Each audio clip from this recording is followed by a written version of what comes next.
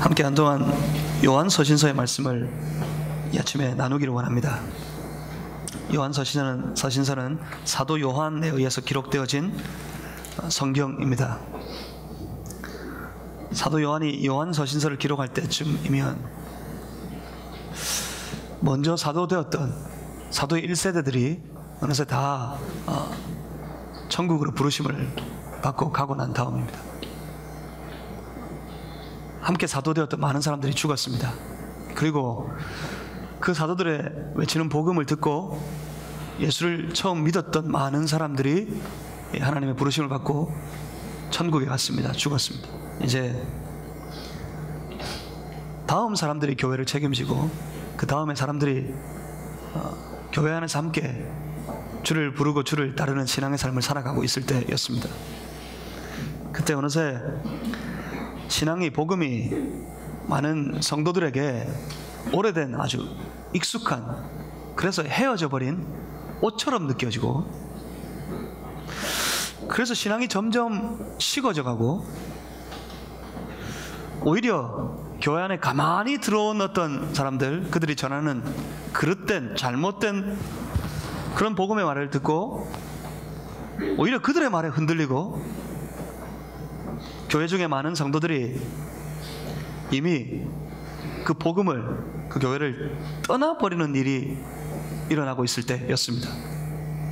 그들에게 다시 복음을 회복하고 신앙을 회복하고 믿음을 회복하고 처음 믿을 때처럼 뜨겁고 절절한 신앙으로 세워지기를 소망하는 마음으로 사도 요한이 그 늙은 사도가 사랑하는 성도들에게, 다음으로 복음을 받고 세워져가는 성도들에게 애타는 마음으로 보낸 절절한 사랑의 서신, 이 요한서신서들입니다. 그렇습니다. 왜 신앙은 식는 걸까요? 왜 식을까요, 신앙이? 라면도 아닌데 왜 식어요, 이게? 여러분, 술맛 보셨습니까? 술맛 본 사람은 술독에 빠져 산다 그럽니다. 혹시 술독에 빠져 계신 분 있지 않습니까? 왜 하필 술독에 빠졌다고 그러는 걸까? 술독에 빠졌다 이 말의 유래를 알고 싶어가지고 인터넷을 검색했습니다. 검색을 했는데, 검색하다가 그 유래는 안 찾고 더 재미있는 글을 발견했어요. 이름도 모르는 한 트로트 가수, 여자 가수, 아마 아무도 못 들어보셨을 것 같은데, 혹시 있을려나? 들어보신 분이? 이름이 이태리랍니다. 이태리, 여자 이름인데, 이태리 들어보셨어요? 못 들어보셨어요? 이 사람이 부른 노래의 제목이 술독에 빠진 사나이 라는 노래가 있어요. 이 가사가 하도 재미가 있어서 제가 한번 읽어드릴까 합니다. 인생사 술 앞에서는 장사 없는데 못 말려, 세상 아무도 못 말려. 술 한 말 지고 가라면 못 가도 앉은 자리 먹고는 갈 수 있다네. 1년 12달 단 하루도 빼지 않고 술에 젖어 술로 산 인생을 사는 정말 못 말려 술독에 빠진 사나이. 술 한 말 지고 가라면 못 가도 앉은 자리 먹고는 갈 수 있답니다. 그런가 봐요. 예. 안 식어요, 이 열심은. 1년 12달 단 하루도 빼지 않고 술에 젖어 술로 사는 술독에 빠진 사나이. 이 가사가 적혀 있는데, 인터넷은 밑으로 줄줄이 이제 댓글이 달리잖아요.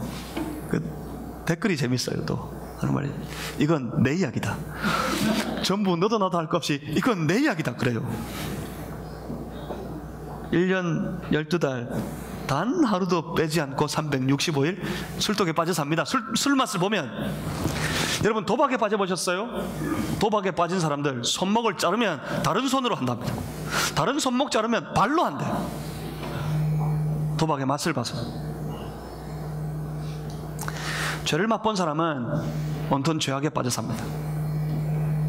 그들의 모든 삶의 열매가 추악한 죄악입니다. 그 죄악의 열매가 온 세상을 덮었습니다. 그런데 신앙은 왜 식어요?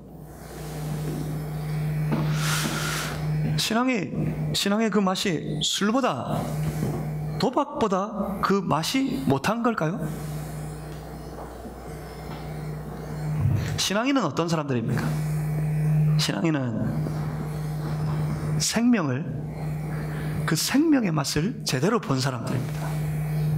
많은 사람들이 우리의 신앙이 자꾸 식어가서 그렇지, 우리 주변에 보면 그 맛을 본 사람들, 생명의 진정한 진짜 생명의 맛을 본 사람들, 그래서 언제나 어떤 경우에나 그 신앙 안에 젖어서, 그 복음의 말씀에 젖어서 1년 365일 오직 그 말씀을 따라서 그 절절하고 뜨거운 신앙 가지고 하나님 바라보고 하나님과 더불어 교제하며 살아가는 그런 수많은 성도들이 있습니다. 맛본 사람들, 생명의 맛을 제대로 본 사람들입니다. 생명이 뭡니까? 그 생명은 하나님과의 사귐입니다. 하나님과의 사귐, 이것은 신앙의 시작입니다. 그리고 하나님과의 사귐은 우리 신앙의 내용입니다. 나아가서 하나님과의 사귐은 우리 신앙의 영원한 목표입니다. 그래서 그 하나님과의 사귐 속에서 그 생명 안에서 시작하고 살아가고 앞으로 나아갑니다. 그 맛은 식지 않습니다. 그 맛에서 헤어날 수가 없습니다. 그런데 식어버린 교회와 식어버린 성도들에게 그릇된 길을 가고 있는, 그래서 떨어져 나가는 그런 안타까운 모습을 보고 이 맛을 본 요한이 견딜 수가 없어요. 그래서 이 절절한 사랑의 편지를 보냅니다. 요한 서신서의 이 맛에 우리 이제부터 한번 빠져보려고 합니다. 그 시작은 이렇게 말씀합니다. 본문 1절에 태초부터 있는 생명의 말씀에 관하여.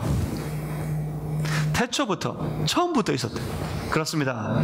여러분이 예수 믿게 된 그날부터 이 복음의 역사가 시작된 게 아닙니다. 내가 예수를 믿고 내가 예수님 만난 그날부터 이 복음이, 이 생명에 관한 말씀이 그때부터 비로소 시작된 것이 아닙니다. 처음부터 있었어. 태초부터.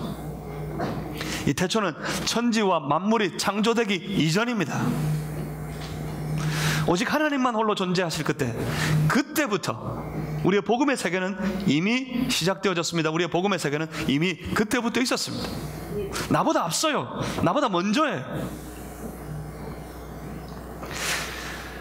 태초부터 있는 생명의 말씀에 관하여 라고 말씀하십니다. 생명의 말씀, 태초부터 있었던 그 생명의 말씀이 모든 것을 바꿨어요. 이것이 완전히 바꿔버렸습니다. 요한의 일생, 지금 이 노 사도, 늙은 사도가 교회를 바라보며 성도를 바라보며 안타까운 마음으로 이 절절한 사랑의 편지를 보내고 있는 이 사도 요한도 이 생명의 말씀, 처음부터 있었던 그 말씀 듣고 다 바꿔버렸어요. 이렇게 돼버렸어요. 수많은 제자들, 복음을 들었던, 예수님 만났던 많은 사도들, 그들을 통해서 복음을 들었던 수많은 주의 성도들, 우리 앞서 살았던 신앙의 선배들, 그들이 모두 이 생명의 말씀에 관하여 선포되어지는 복음의 맛을 보았습니다. 이 말씀을 들었습니다. 그래서 다 바뀌어버렸어요.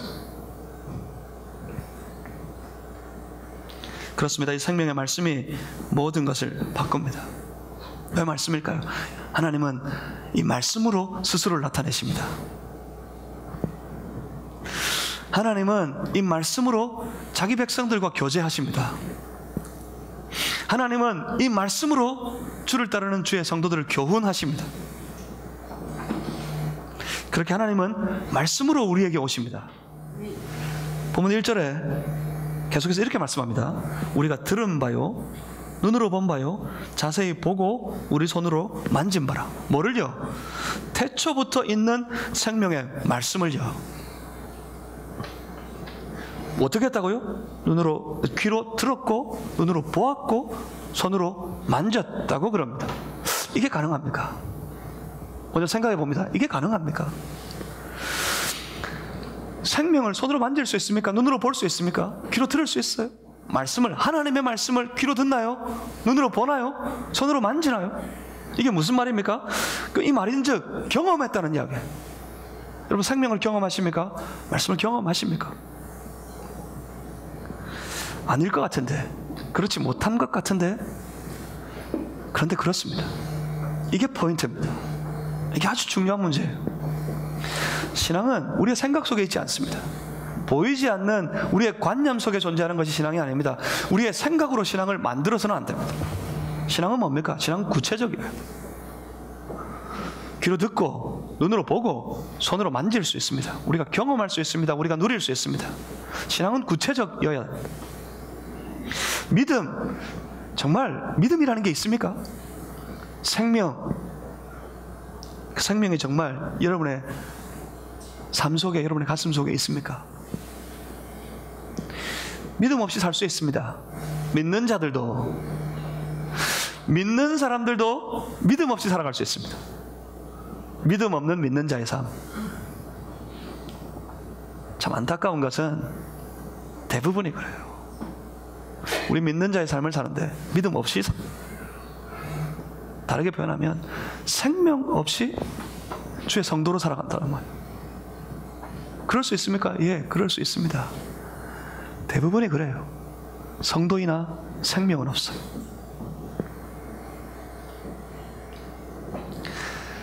왜 그렇습니까? 제가 늘 말씀드리지만 믿음이 뭘까요? 지난 금요일에도 제가 물었는데 여러분 믿음이 뭐라고 생각하세요? 믿음은 약속하신 모든 것을 이루실 하나님을 신뢰하는 겁니다. 약속하신 모든 것을 이루실 하나님을 신뢰한다. 이 말을 다르게 표현하면 뭘까요? 그겁니다. 약속하신 모든 것을 이루실 하나님을 신뢰한다. 약속이 뭡니까? 말씀이에요. 이게 무슨 말입니까? 하나님을 신뢰한다. 약속하신 하나님을 신뢰한다. 그 말은 말씀대로 된다. 모든 것은 결국에 성경대로 된다. 그것을 믿는 것이 믿음이란 말입니다. 그러니까 믿음의 삶에는 뭐가 있어야 될까요? 믿음의 삶에는 믿음으로 살려면 뭐가 있어야 될까요? 말씀이 있어야 돼요. 말씀이. 이거밖에 없어요.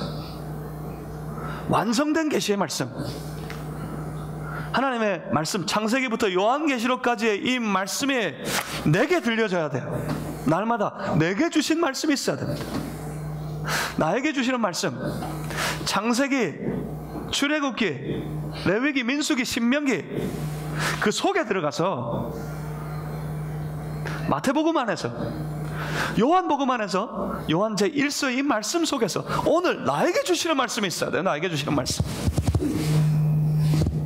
내게 주시는 그 말씀 붙잡고 그 말씀을 따라 살아가는 것이 믿음 가지고 생명 가지고 말씀 가지고 살아가는 믿는 자의 삶이란 말입니다. 믿는 자가 믿음으로 사는 길은 말씀 가지고 사는 것밖에 없어요. 말씀 없이 믿음으로 살아갈 방법이 재간이 도무지 없다 그랬습니다. 없습니다. 그렇습니다. 말씀이 있어야 됩니다. 우리에게 오늘도 선포되어지는 말씀 가운데 나에게 주시는 말씀이 있어요. 그러려면 온 마음을, 우리 온 생각을 선포되어지는 말씀에 집중할 수밖에 없어요. 내게 뭘 말씀하시나, 내게 무엇을 원하시나. 그래서 그 말씀 가지고 살아가는 생활, 이게 믿는 자의 신앙생활입니다. 왜 안 될까요? 이게 왜 안 된다고 그랬죠? 이게 안 되는 이유가 뭐죠? 두 가지, 제가 금요일날 이거 나눴는데 다시 나눌까 합니다. 이 두 가지가 뭐죠? 이 두 가지가 있어요. 이 안 되는 이유가. 제일 첫 번째는 말씀이 없어서, 안 들리니까. 성경이 있는데 왜 말씀이 없어요? 성경은 있으나 내게는 말씀이 없어요. 그러니까 말씀대로 살아갈 수가 없는 겁니다. 내게 주시는 게 있어요.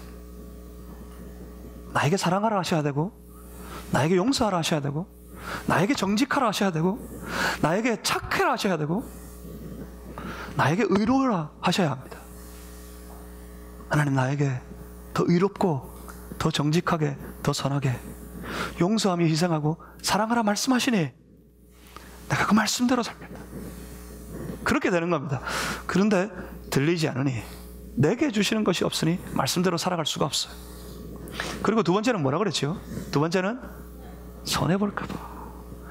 하나님의 말씀도 알겠어요. 주께서 나에게 원하시는 뜻도 알겠어요. 그런데도 불구하고 말씀대로 살지 못하는 것은 말씀대로 하면 내가 손해볼까 봐. 이게 결정적인 문제입니다. 내가 손해볼까 봐. 그런데 예수 안에서 생명의 기쁨을 맛본 사람은 압니다. 그 어떤 것보다 큰 유익이, 그 어떤 것보다 큰 이익이 오직 주님과 더불어서 주의 말씀과 함께 하나님과 더불어 교제하는 이 삶을 살아가는 것이 가장 큰 유익, 가장 큰 이익, 가장 큰 기쁨이라는 사실을 그들은 압니다. 생명을 맛본 사람. 그래서 기꺼이 그 말씀을 택합니다. 그래서 기꺼이 그 믿음을 붙잡습니다. 그래서 기꺼이 하나님과 사귀어 살아가려고 합니다. 이것이 무엇보다도 크기 때문에.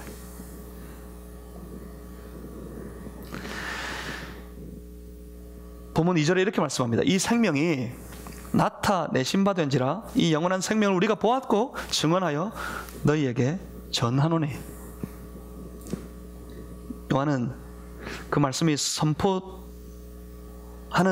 선포하고 있는 생명이 오늘 성경에 보니까 나타났다고 말씀합니다. 이 생명이 나타났습니다. 그가 선포하는 생명이 그럼 뭘까요? 나타났어요. 우리가 받고 그래서 너희에게 전한다 그럽니다. 분명히 여기서 말하는 요한의 생명은 우리가 코로 숨쉬는 목숨하고는 틀린 말인 것 같습니다. 그렇죠? 어떻게 나타났을까요?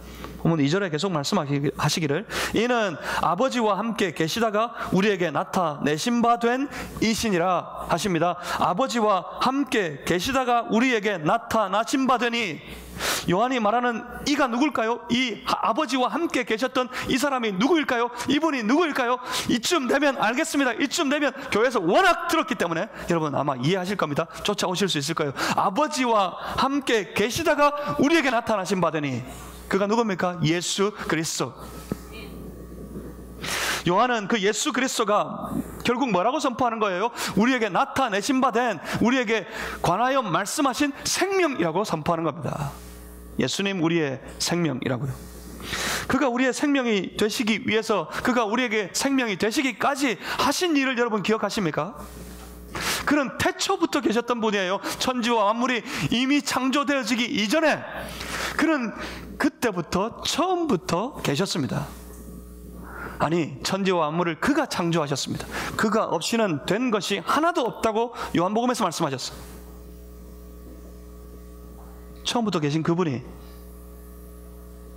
그가 그의 능력으로 창조한 사람들, 자기 백성들을 위해서 이 땅에 오셔야 하셨습니다. 왜요? 자기 백성들이 뭐 했다고? 죄에 빠져서. 죄에 빠져 신음하고 그 죄의 결과 모두가 다 사망에 이르게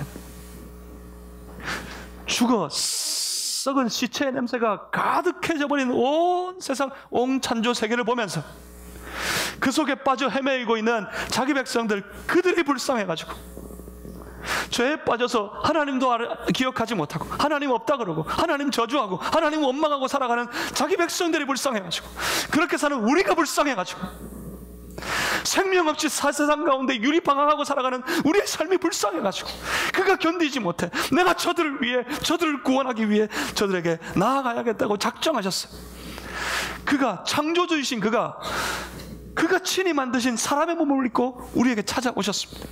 우리에게 오셔서 우리의 입술로 그를 알아보고 그를 찬송하고 그를 높여주기를 바라기보다 오히려 이름 없이 빛 없이 그들 대신에, 그들 때문에 그들의 모든 죄를 대신 지고 십자가 위에 죽으셨습니다. 우리를 살리기 위해 주는, 우리의 그리스도이신 예수는, 우리의 생명이신 예수 그리스도는 자기 생명을 내어주셨습니다. 우리가 불쌍해서 그는 십자가에서 자기 생명을 내어주셨습니다. 언제요? 아직 가치가 없을 때예요. 언제 그러셨습니까? 아직 우리가 하나님을 원망하고 하나님을 저주하고 뭐라 그랬을까요? 하나님 없어. 하나님 같은 거 없어. 뭐라고 외칩니까? 하나님 없어야 된다. 하나님 없어야지 우리가 편하다고, 하나님 없어야지 나라가 산다고, 그렇게 하나님과 원수되어 있을 때, 그때 그렇게 하셨어요. 그때 우리를 향해 그 말할 수 없는 사랑으로 찾아오셨습니다. 그렇게 그는 우리에게 생명을 주셨습니다. 사도는 말합니다. 봤다고. 예수님의 그 놀라운 사랑을, 예수님의 희생을 그는 봤답니다. 보았고 만졌다고 말합니다. 그가 경험했습니다. 그렇습니까? 예, 그들은 경험했습니다. 사도들은 경험했습니다. 그리고 또 누가 경험합니까? 교회가 경험했어요. 사도들이 전한 복음을 듣고 예수 그리스도 그가 주신 생명의 놀라운 역사를 다 경험했습니다. 그들은 예수의 그리스도의 힘을 받고 예수 그리스도의 힘을 경험했습니다. 오늘 누가 경험합니까? 우리 교회들이 경험합니다. 이 땅의 모든 성도들이 믿음의 눈으로 예수님 보았고 예수님의 희생을 보았고 예수님의 사랑을 경험했습니다. 그 경험 때문에 우리가 예수 믿게 되었고 그 경험으로 인하여서 주를 바라보고 주를 따르는 성도로서 오늘도 살아갈 수 있게 되었습니다. 예수께서 우리의 생명이심을 분명히 그가 경험했고 우리 모두가 경험했습니다. 그렇습니다. 이것이 신앙의 핵심입니다. 예수께서 주신 생명의 삶을 경험해야 합니다. 생명 경험이 없이는, 우리의 그리스도가 되시는 예수 경험이 없이는 성도로 살아갈 수 없습니다. 예수 그리스도를 중심으로 생명과 사망이 나뉩니다. 예수 그리스도가 있으면 생명이요, 예수 그리스도가 없으면 사망입니다. 왜 그렇습니까? 이 생명 경험이 뭡니까? 이 생명 경험이 있어야 돼요. 누구에게나, 우리에게 있어야 합니다. 우리에게 있습니다. 이것을 붙잡으면 회복할 수 있어요. 이것을 붙잡으면 다시 깨어날 겁니다.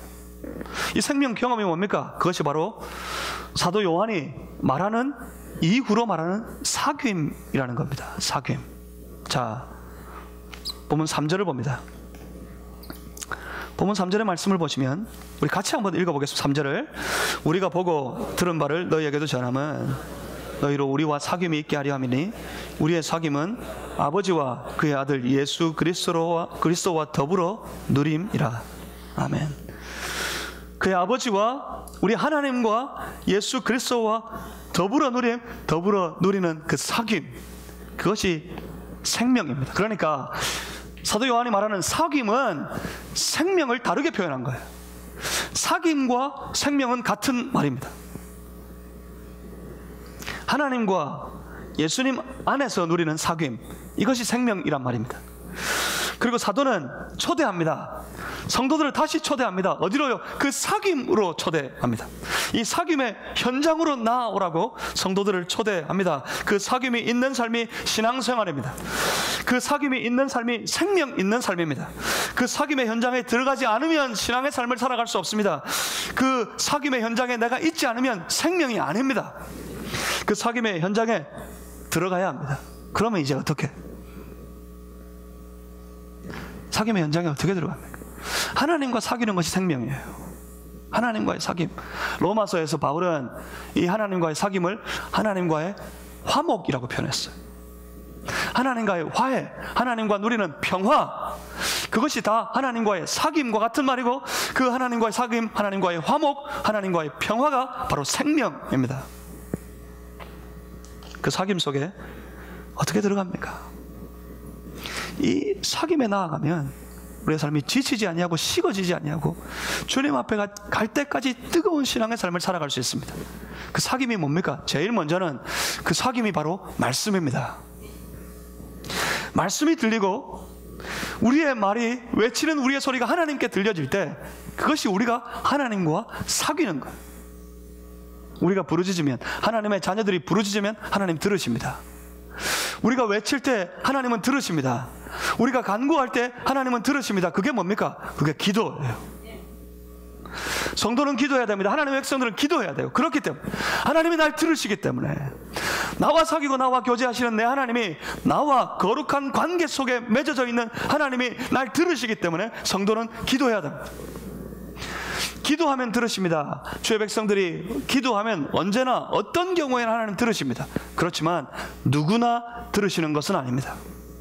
누구를 들으십니까? 하나님의 백성들을 들으십니다. 자기 백성들을 들으십니다. 그 자기 백성들이 누구입니까? 하나님과 거룩한 관계 속에 맺어진 하나님의 자녀들이 누구입니까? 하나님의 말씀을 들을 수 있는 사람, 하나님의 말씀이 들려지는 사람이에요. 여러분 사귀어 보셨어요? 우리 죄송합니다. 이럴 때마다 우리 부부지간에 항상 같이 앉아 계시기 때문에 현 집사님, 정 권사님 부부지간에 사귑니다. 이 사귑의 관계를 아십니까? 이 사귑이 어떤 거죠? 사귑은 서로를 들을 수 있는 거예요. 이 사귑이 언제 깨져요? 죽어라고 외쳐도 떠들어도 못 들어. 안 들어. 알면서도 모르는 척 하는 건지 아무리 말해도 못 듣는데요. 못 듣는데. 말귀를 못 알아먹는데 말귀를 못 알아먹어. 그래서 영 딴짓하고 그런데요. 그러면 그 사귑이 깨지.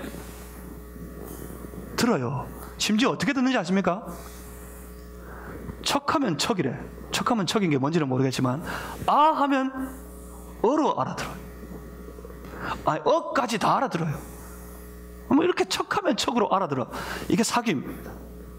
서로를 들을 수 있어요. 현 집사님이 권사님한테 말하면 듣고요, 권사님이 집사님한테 말하면 들을 수 있어요. 이게 사귑이에요. 하나님과 우리의 사귑. 내가 말하면 하나님 듣고 하나님이 말할 때 내게 들려줘야 돼요. 이게 사귑. 하나님이 내게 말씀하시는 그 말씀이 들려져요. 그래서 말씀의 현장에 날마다 나아가야 됩니다. 성도는 하나님과의 사귑이 있는 생명을 가진 성도는 날마다 말씀의 자리에 나아가야 돼요. 말씀이 들려요. 그래서 매일 성경 읽어요. 매일 말씀 묵상해요. 말씀을 묵상할 때마다, 성경을 읽을 때마다, 설교를 들을 때마다 내게 주시는 주의 말씀의 주의 음성이 들려져야 돼요. 뭘 원하실까? 하나님의 말씀을, 하나님의 음성을 들을 수 있는 비결이 있다고 말씀드렸습니다. 그 비결이 뭡니까? 비결이 고민이에요. 생각하는 거예요. 사도 베드로가 그가 본 환상, 그가 주신 말씀을 생각하고 있을 때 주의 뜻을 깨달을 수 있었던 것처럼 우리가 읽고 묵상하는 이 말씀을 생각하고 있을 때 성령께서 내 안에, 내 속에 역동하셔서 그 말씀을 내게 주시는 하나님의 음성으로 깨달을 수 있도록 만들어 주십니다. 고민해야 돼요. 성령 충만은 딴 거 아닙니다. 성령 충만을 다른 말로 아주 고상하게 많이도 설명하는 말들이 많지만 전부 헛방이에요. 전부 아니야. 성령 충만은 그런 게 아니에요. 성령 충만은 헛된 것이 아닙니다. 성령 충만은 말씀이 있고 말씀을 생각하고 고민해서 말씀을 깨달을 수 있도록 만드는 능력이 바로 성령께서 우리 안에 베푸시는 능력이고, 그것이 성령 충만의 삶입니다. 고민이에요. 고민해야 돼. 말씀이 뭘까?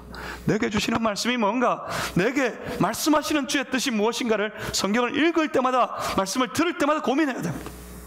그러면 들려집니다. 하나님 날 더 사랑하라 하시는구나. 하나님 나더러 더 기다리라 하시는구나. 하나님 무릎 꿇고 회개하라 하시는구나. 이것으로 내가 교만하기보다 하나님께 감사하고 찬송하라 하시는구나. 들려요. 그래서 말씀대로 어떻게 삽니까? 더 사랑합니다. 무릎 꿇고 처절하게 하나님 앞에 회개합니다. 하나님 용서해 주십시오. 이게 순종입니다. 더 정직하게, 더 의롭게 말씀하셨기 때문에 그렇게 사는 것, 이게 순종이에요. 말씀 없이 착하게 살라 그러면 괴로워요. 정말 괴롭습니다. 힘들어요. 그런데 하나님의 말씀이 나로 선하라 하시기 때문에 어떤 경우에도 더 착하게, 더 선하게 그렇게 살려고 애쓰는 삶이, 말씀에 순종하는 삶, 하나님과 사귀는 인생 살아가는 겁니다. 그리고 그 사귑의 현장은 바로 예배입니다. 예배가 사귑의 현장입니다. 우리끼리 좋은 건 놀이입니다. 우리끼리 좋은 건 그건 놀이지 결코 생명이 아닙니다. 하지만 하나님과 더불어 함께 누리며 좋은 건 생명입니다. 그것이 바로 예배예요. 거룩한 예배가 바로 사귑의 현장입니다. 하나님의 거룩한 임재가 있고, 그가 선포하시는 말씀이 우리에게 들려지고, 그를 향하여 올리는 기도와 그를 향하여 높이는 찬송이 있고, 그래요. 그것이 바로 예배입니다. 그 예배 현장이 바로 하나님과의 사귑입니다. 그래서 성도에게 그 무엇보다 중요한 것이 예배입니다. 예배. 성도에게 무엇보다 소중한 것이 바로 예배입니다. 성도에게 생명이 바로 예배입니다. 봉사보다 더 귀한 것이 예배입니다. 섬김보다 더 귀한 것이 예배입니다. 제가 그랬습니다. 봉사 중에 최고의 봉사가 바로 예배라 그랬어요. 그래서 이런 말은 성립할 수 없습니다. 내가 봉사하기 위해서, 섬기기 위해서, 내가 주를 위해 다른 무엇인가를 하기 위해서 예배를 빠진다, 이건 있을 수 없는 말이에요. 그건 거꾸로예요. 거꾸로. 주를 예배할 때 우리의 섬김의 자리가 보이고, 주를 예배할 때 우리의 봉사의 일들이 보이는 겁니다. 주를 예배하는 것이 먼저입니다. 주를 예배하는 것이 가장 중요합니다. 예배에 빠지지 않으려고. 모든 주의 백성들이 기쁨 가운데 예배 드리고 있는데 내가 그 자리에 빠져 있지 않으려고 애쓰는 그런 성도, 그가 바로 하나님과 사귐에 열심을 내는 사람입니다. 하나님과 사귐은 예배입니다. 그리고 그 사귐의 현장은 바로 전도입니다. 운동회가 아닙니다. 야유회가 아닙니다. 전도입니다. 다른 모든 일들은 사람의 일들이지 하나님의 일이 아닙니다. 사람들의 일 중요합니다. 함께 하나님을 예배하기 위해 함께 모여 거룩한 공동체로 살아가는 우리 성도들, 한 사람 한 사람, 우리 사람들이 이곳에서 모여서 살기 때문에 우리가 함께 만들어가는 사람의 일, 지체들이 함께 세워가는 사람의 일들 중요합니다. 그래서 뭐합니까? 운동회도 합니다. 지난 주간에 운동했는데 운동회 재밌었잖아요. 가셨던 분들은, 재미없을까봐 안 가신 분들은 못 보셨겠지만 간 사람들은 재밌었어요. 그죠? 재밌었어요? 하나도 안 하는데 재밌더라고. 재밌어 하시더라고. 재밌어요. 야유회 이제 때가 돼서 그런지 기간마다 야유회 잘 갑니다. 저도 함께 가가지고 저기 가서 새우도 구워 먹고 뭐 그래 봤는데 참 맛있어요. 야유회 갔습니다. 어저께도 우리 뭐 여전도에서 야유회 갔다 왔고요. 이번 주간에도 우리 뭐 남전도에서 야유회를 계획하고 있습니다. 야유회 많이 갑니다. 야유회 가면 이때는 항상 새우 먹으러 가는 것 같아. 새우 먹으면서 얼마나 재밌어요. 그죠? 야유회 가서, 어제 야유회 갔다 오신 분들 재밌었지요? 예, 성경 공부 빼먹고 야유회 가고 재밌었습니다. 재밌었어요. 이런 재미가 우리에게 필요합니다. 그렇지만 이건 사람의 일입니다. 하지만 전도는 하나님의 일입니다. 하나님과의 사귐입니다. 전도 현장에 하나님의 거룩한 임재가 있습니다. 전도 현장에서 말씀이 선포되어집니다. 그 전도 현장에서 지나가는 사람이 그 말씀을 듣습니다. 그 전도 현장에 하나님이 함께 하십니다. 그 현장이 바로 하나님과의 사귐입니다. 이 사귐에 열심을 내야 돼요. 우리 교회는 요새 이 사귐에 빠져 있습니다. 목요일마다 늘 전도 학원 했었는데 지금처럼 이렇게 기쁘고 즐겁고 뜨겁게 전도하는 경우는 보지 못했습니다. 이름 하나 달라졌는데, 이름 하나 붙였는데, 그곳에 파라솔 하나 펼쳤는데 사람들이 거기에 모여가지고 많은 사람들이 나와서 전도하면서 만연의 미소를 품고 기뻐하면서요. 지난 목요일 비가 왔어요. 비가 왔는데 제가 그래서 걱정을 좀 했어요. 비가 이렇게 계속 오면 내가 전도하는 게 통 안 될 텐데 어떡하나. 이분들이 전도를 하러 가려고 할까 안 가려고 할까, 그것도 걱정됐어요. 들어와서 제가 그랬습니다. 전도하러 가려고 모여있는 많은 분들에게 비가 옵니다. 그랬더니 그럽니다. 어떡하지요? 그러면서 하는 말들이, 제가 말 안 했어요. 뭐 서로 하는 말이, 그래도 가야지요. 비가 오는데 갔어요. 우산 쓰고 가가지고 파라솔 펼치고 이렇게 복음을 전하고 준비해서 차 나누고 복음 전도하고, 늘사랑교회 한번 와보시라고 이렇게 전도하고 있을 때 어떤 분이 지나가면서 그러더라고요. 저한테 하는 말이, 비가 오는데도 나오셨네요. 비가 오는데도 이렇게 봉사하시느라고 수고하시네요. 차 한잔 하세요. 그랬더니 저는 다른 교회 다닙니다. 그러면서 가세요. 이미 전도하는 현장에 단골 손님도 생겼어요. 우리 노천 카페 단골 손님도 생겨가지고 항상 그 시간에 거기 와가지고 차 한잔 마시면서 복음 듣고 자기도 신앙생활 믿음 열심히 하고 싶다고. 지난주에 어떤 분은 그럽니다. 차 한잔 하면서 하는 말이, 그래요, 교회 한번 나가봐야겠어요. 거기에서 시작일 겁니다. 그래서 어느 순간 그 안에 뿌리가 내리고 자라나서 열매 맺기를 주의 몸 된 교회 나와서 예배 드리도록 역사하게 될 겁니다. 이제 장당 공원 앞에서 세운 노천 카페 빨간 파라솔 1호점이 그곳에서 자리를 내리고 뿌리를 내리고 이제 2호점이 시작됩니다. 오늘 목요일이면 2호점이 저 출장소 바로 앞에서 2호점 빨간 파라솔 두 번째로 펼치기 시작할 겁니다. 이미 3호점이 예약되어 있습니다. 제가 바라는 건 내년 한 해가 가기 전에 이 온 송탄을 넘어서 평택 땅에 빨간 파라솔 10호점까지 10개가 펼쳐져 가지고 누구나 그 시간에 나가서 보면 느르사랑교회에서 펼친 빨간 파라솔이 보이고, 거기 가면 느르사랑교회가 전도하고 있다는 사실을 알고 지나가는 사람들이 전도 현장에 나오고 들어가서 복음 듣고 차 한잔 마시고, 성도들이 너나 할 거 없이 약속을 잡기를 그 전도 현장에서 약속 잡아가지고 한잔 마시면서 함께 지쳐들고 교제하고 한잔 마시면서 내가 초대한 사람 복음 듣게 만들고 하는 일들이 내년까지 제 10호점 10군데까지 펼쳐지기를 제가 바랍니다. 20군데 30군데 점점 뻗어나가죠. 온 동네를 다 덮었으면 좋겠어요. 10군데의 빨간 파라솔을 펼친다 그러면 한 군데 최소한 제가 5명 전도하는 사람을 남겨두려고 그러거든요. 그러면 최소한 전도하는 사람이 몇 명 있어야 된다는 말입니까? 50명은 있어야 된다는 이야기예요. 역사에 유례없는 그런 기적이 일어날까요? 저는 소망합니다. 저는 기대합니다. 빨간 파라솔 10호점이 내년 2018년까지 개점되기를 예수 안에서 간절히 기도하고 소망합니다. 그 열심히 요새 빠져 있어가지고 제가 볼 때 마음이 기뻐요. 야, 여기에 뜨거운 사람들이 있다. 우리 교회가 이렇게 점점 뜨거워져 가고 있다. 하나님의 일로 하나님과 사귐으로 뜨거워져 가고 있다. 이것이 우리 교회의 저력이다. 제가 그것을 느낍니다. 여러분을 통해서 하나님과 사귀는 여러분 한 사람 한 사람을 통해서 하나님의 역사가 이루어져 가는 것을 바라보고 또한 더 기대하고 소망하게 됩니다. 그렇습니다. 전도는 사귐의 현장입니다. 그리고 사귐의 현장, 여러분이 살아가는 직장과 여러분의 삶의 모든 터전이 여러분의 가정이 사귐의 현장이 되도록 만들어야 됩니다. 누구와 사귐요? 하나님과의 사귐의 현장이 되도록 만들어야 됩니다. 그것이 무엇입니까? 여러분 직장에서 주신 말씀 가지고 최선을 다해서 일하고 최선을 다해서 많은 일들을, 많은 사람들을 만나고 섬기고 사귀고, 여러분의 가정에서 주신 말씀대로 가정을 세워가고, 그러면 하나님과 사귐의 현장이 될 거예요. 여러분이 만나는 사람들, 여러분이 하는 모든 일들, 모든 삶의 자리에서 주시는 말씀 가지고 살아갈 때 그 자리가 하나님과 사귀는 자리가 될 겁니다. 여러분의 삶의 현장을 사귐의 현장으로 만드시는 우리 늘사랑 가족들이 다 되시기를 주님의 이름으로 소망합니다. 그러면 4절입니다. 4절 우리 함께 읽겠습니다. 우리가 이것을 쓰면 우리의 기쁨이 충만하게 하려 함이라. 아멘.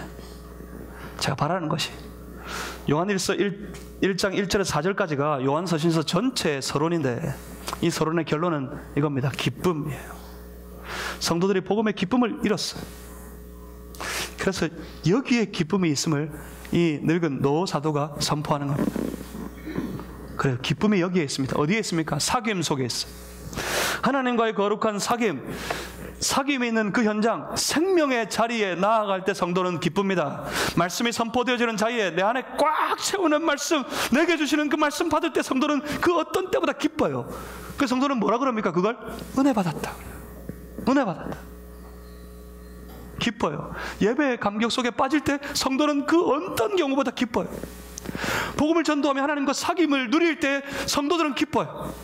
목요일날 그 비 오는데 비 맞아가면서 전도하는 사람들, 저 멀리가 온 동네 돌면서 앞에 가게들 다 다니면서 비 맞아가면서 전도하는 사람들, 그들의 입술에는 만연의 미소가 그치지 않았어요. 기뻤어요. 즐거워요. 그날 점심 뭐로 때웠을까요? 전도하는 사람들. 제가 미안한데, 정말 그렇게 수고시켜 놓고 제가 그렇게밖에 대접 못해서 미안한데 뭐로 때웠을까요? 컵라면 하나 가지고 때웠어요. 그 자리에 앉아서. 앞으로도 계속 그 자리에서 컵라면 먹고 점심 때우겠답니다. 복음 전도하면서 컵라면 하나 먹으면서 그렇게 기뻐요. 그렇게 즐거워요. 진수성찬 먹는 것보다 더 기뻐요. 랍스타 먹는 것보다 더 기뻐요. 사귐의 현장에 가면 기쁨이 있어요.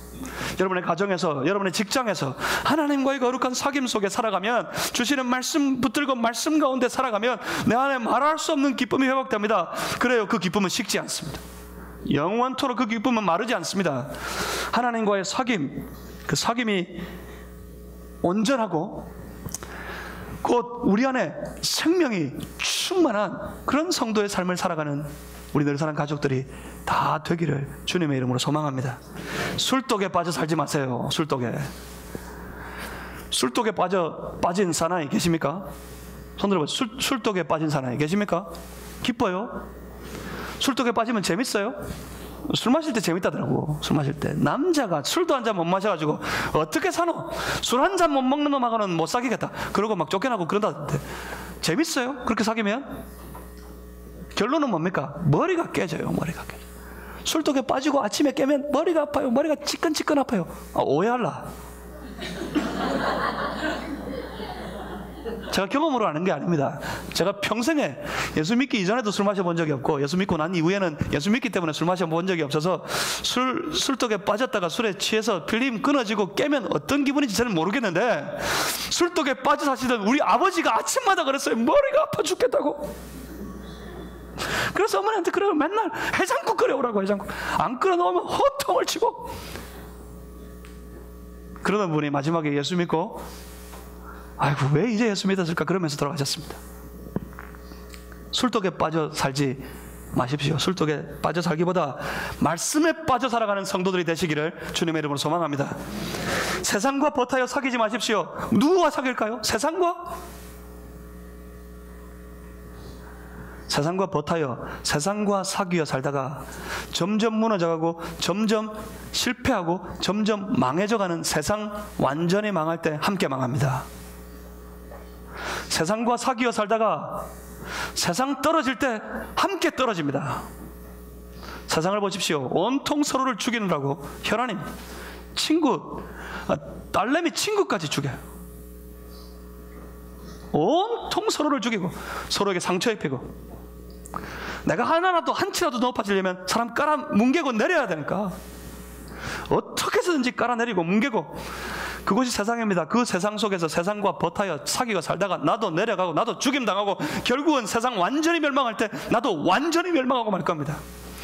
세상과 버타여 살지 말고 오직 우리의 생명이신 예수님과 버타여 하나님과 더불어 사귀는 생명의 삶을 살아가는 우리 성도들이 다 되시기를 주님의 이름으로 소망합니다. 기도하겠습니다.